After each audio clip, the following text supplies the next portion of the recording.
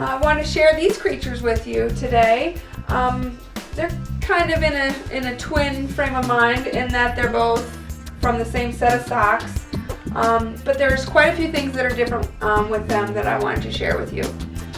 So this one has hair at the top that's been tied to each other and knotted so that they stay up there, where this one is bald head, so nothing happened there.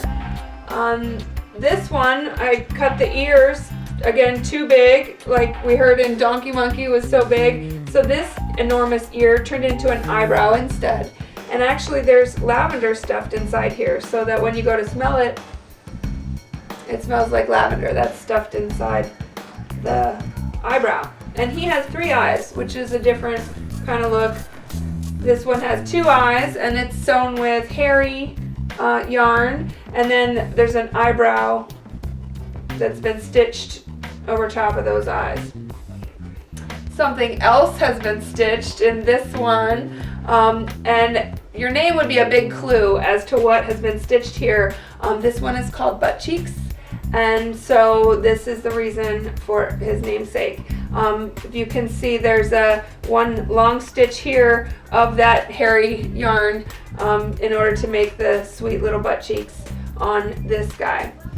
And then the yarn came out through the belly button, so that's not a dimple that's been stitched, it's just the tail of yarn is hanging out there.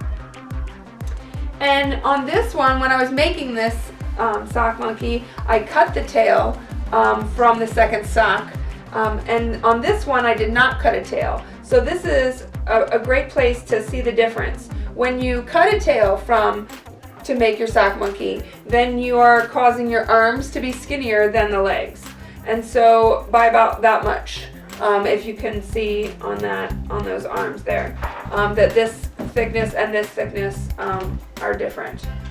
So it just gives, this guy, the arms are bigger, they're nice for a hug, they stuff really well. This one sounds like he's wearing a diaper. We put beans